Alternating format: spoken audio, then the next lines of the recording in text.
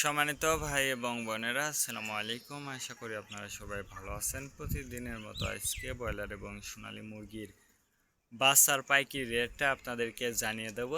অবশ্যই আপনারা কে কত টাকা পিস ব্রয়লার এবং সোনালী মুরগির বাচ্চাটা নিয়েছেন অবশ্যই আমাদেরকে কমেন্টের মাধ্যমে জানিয়ে দেবেন। তার কারণ বাচ্চাটা কিন্তু বিভিন্ন রেটে বিক্রি হচ্ছে, বিশেষ করে ব্রয়লার মুরগির বাচ্চা।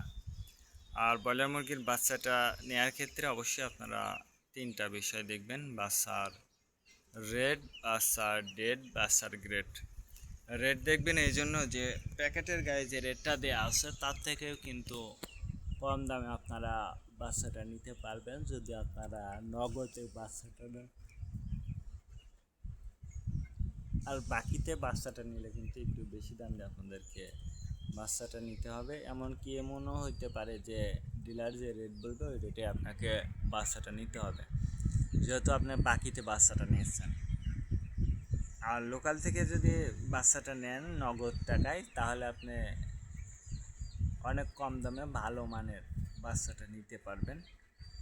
ব্র্যান্ডের বাচ্চা বাদে আপনি নিলে কম দামে নিতে পারবেন।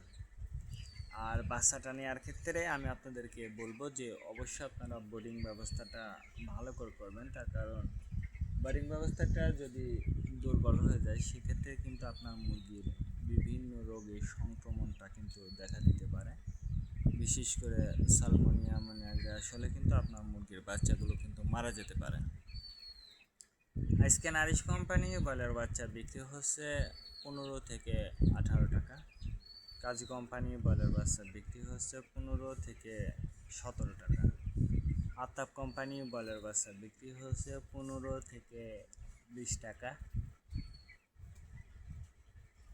নাহার কোম্পানির ব্রয়লার বাচ্চা বিক্রি হচ্ছে 15 থেকে 19 টাকা।